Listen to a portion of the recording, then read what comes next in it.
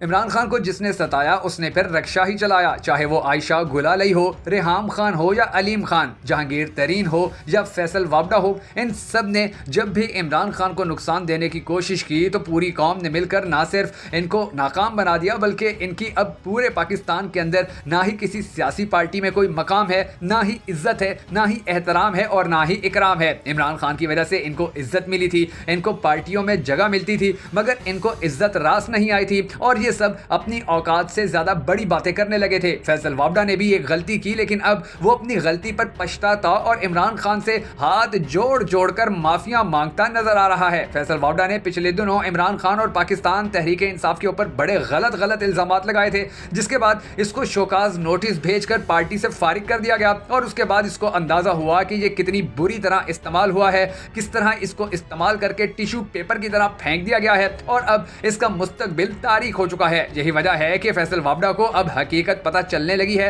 कि इमरान खान के खिलाफ इस्तेमाल होने के बाद वो ना घर का रहा है और ना घाट का। इसलिए अब ये किस तरह इमरान खान से माफिया मांगता फिर रहा है और इसका बैकग्राउंड क्या है, आज की इस वीडियो के अंदर हम आपको थोड़ी सी तफसीलात बताएंगे। इमरान खान जब से सियासत के अंदर आया है तब से ही जो लोग उसके साथ जुड़े उनकी पूरे पाकिस्तान में इज्जत है और जो लोग उसके खिलाफ खड़े हुए पूरा पाकिस्तान ना सिर्फ उन्हें गालियां देता है बल्कि उन्हें कहीं भी इज्जत नहीं मिलती है। आप चाहे किसी सियासी पार्टी को देख लें, किसी सियासी रहनुमा को देख लें, किसी लीडर को देख लें या किसी शख्सियत को देख लें, जो भी इमरान खान के खिलाफ खड़ा हुआ अल्लाह तबारिक व तआला की जात ने उसे जिल्लत दी और अल्लाह तबारिक व तआला के इस निज़ाम के अंदर यकीनी तौर पर इमरान खान के लिए आने वाले वक्त में बहुत ही मुस्बत खबरें भी होंगी। हम सबको दुआ करनी है कि अल्लाह तबारिक व तआला इमरान खान की हिफाजत फरमाए और उसे हमेशा कामयाब रखे। अगर आप भी इस दुआ में शामिल होना चाहें तो कमेंट सेक्शन में आमीन जरूर लिखिएगा। फैसल वाबडा अपनी औकात भूल गया था और उसने इमरान खान के खिलाफ और पाकिस्तान तहरीक इंसाफ के खिलाफ एक ऐसे वक्त में प्रेस कॉन्फ्रेंस की थी कि जब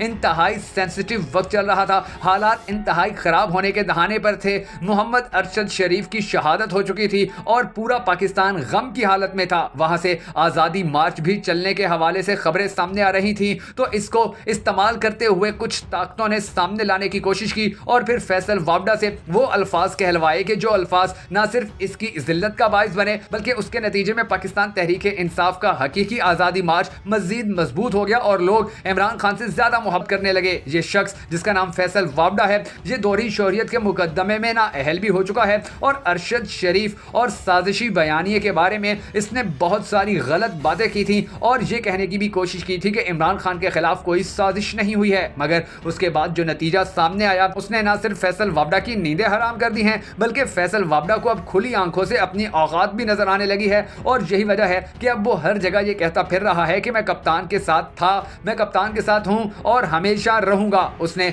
एक और जगह ये भी कहा है कि मैं इमरान खान के खिलाफ क्यों वादा गवाह बनूं, भाई किसी के बाप का नहीं खाता। इमरान खान को मैं बड़े अच्छे से जानता हूं, वो बेईमान नहीं, वो बदनीयत नहीं। ये सब बातें फैसल वाबडा अब कर रहा है कि जब ना ही इसकी बात की कोई वैल्यू बाकी रह गई है, ना ही इसकी शख्सियत की कोई औकात या अहमियत बाकी रह गई है। इमरान खान ने इसे पार्टी से निकाला, किसी और ने इसे अपनी पार्टी में ना डाला, तो ये अब घूमता फिरता वापस उसी पार्टी में आना चाहता है कि जिस पार्टी के खिलाफ ये इस्तेमाल हुआ था और अब मुमकिन है कि इमरान खान और पाकिस्तान तहरीक इंसाफ इसे वापस आने के लिए कोई ऑप्शन ना दे, क्योंकि ये एक मरतबा पहले इस पूरी पार्टी को और इमरान खान को डसने की कोशिश कर चुका है और इमरान खान को अगर इस मौके के ऊपर यह नुकसान पहुंचाने में कामयाब हो जाता या उसका नजरिया या उसकी वो बात कि जो साजिश के जरिए पूरी दुनिया तक पहुंची उसे डिस्ट्रॉय करने में इसे कामयाबी मिलती, तो यकीनी तौर पर इमरान खान को सियासी तौर पर बहुत ज्यादा नुकसान का सामना करना पड़ सकता था। मगर अल्लाह तबारिक व तआला ने इमरान खान को इसके शर से भी बचा लिया और इसको इसकी औकात भी दिखा दी है। अब ये इमरान खान के बारे में बड़े अच्छे अच्छे जुमले कहता फिर रहा है, बड़ी अच्छी अच्छी बातें करता फिर रहा है और ये जताने की कोशिश कर रहा है कि वो इमरान खान का सपाही है, इमरान खान के साथ खड़ा है और इमरान खान का साथ मुस्तकबिल में भी देता रहेगा। अगर इसको इतनी ही इमरान खान से मोहब्बत थी तो ये उस वक्त क्यों इमरान खान के खिलाफ मैदान में आया कि जब इमरान खान को इसकी सबसे ज्यादा जरूरत थी, जब इमरान खान पूरे मुल्क से हकीकी आजादी मार्च के लिए लोग इकट्ठे करने की कोशिश कर रहा था और ये खान बहादुर ना सिर्फ मीडिया के ऊपर चढ़ दौड़ा बल्कि इसने इमरान खान के हकीकी आजादी मार्च में मौजूद शुरका को डराने और उन्हें धमकाने की भी बहुत ज्यादा कोशिश की थी। पिछले ही दिनों इसने एक मरतबा फिर इमरान खान और हकीकी आजादी मार्च पर तनकीद करते हुए कहा कि इस हकीकी आजादी मार्च के अंदर जितने लोग हैं उतने तो मेरे साथ मेरे गार्ड होते हैं या मेरे नौकरों की तादाद उतनी है कि जितने लोग हकीकी आजादी मार्च में शामिल शामिल हैं। और ये जुमले कहने के बाद इसका ये बयान सामने आया कि मैं तो इमरान खान का सिपाही हूं, मैं इमरान खान के साथ खड़ा हूं और हमेशा खड़ा रहूंगा, मैं इमरान खान के खिलाफ वादा गवाह नहीं बनूंगा। अब अंदाजा लगाइए कि इस मुनाफिक की मुनाफकत किस तरह खुलकर सामने आ चुकी है। एक जानिब ये अपना फायदा देखते हुए इमरान खान के खिलाफ नाजेबा अल्फाज अदा करता है और दूसरी ही जानिब अपना फायदा देखते हुए इमरान खान के साथ खड़े होने का ऐलान भी करता नजर आ रहा है। मुझे लगता है कि आने वाले वक्त में ना ये इधर का रहेगा, ना उधर का रहेगा, ना इमरान खान इसे एक्सेप्ट करेगा और ना वो ताकतें एक्सेप्ट करेंगी कि जिनके हाथों में ये खेलता रहा और जो इसे इमरान खान के खिलाफ इस्तेमाल करने की कोशिश करते रहे हैं। क्योंकि माजी में हमने देखा है कि ऐसे तमाम लोग जो किसी और के हाथों में खेले, चाहे वो आयशा गुलाली हो, रेहाम खान हो, अलीम खान हो, जहांगीर खान तरीन हो या कोई और हो, वो सब अपने बदतरीन अंजाम को पहुंचे हैं और अब इसका अंजाम भी ऐसा ही होगा। इसकी सियासत अब हमेशा हमेशा के लिए खत्म हो जाएगी अगर इमरान खान ने इसको माफ ना किया या आने वाले वक्त में इसकी माफी का ऐलान ना किया गया। क्योंकि पाकिस्तान तहरीके इंसाफ इस वक्त पूरे मुल्क की सबसे बड़ी सियासी जमात बन चुकी है। इमरान खान पूरे पाकिस्तान का सबसे पसंदीदा लीडर बन चुका है। पाकिस्तान उस तरफ देखता है जिस तरफ इमरान खान देखता है और पाकिस्तान वही सोचता है जो इमरान खान सोचता है। तो ऐसी सिचुएशन और ऐसे हालात के अंदर अब बड़ा ही मुश्किल है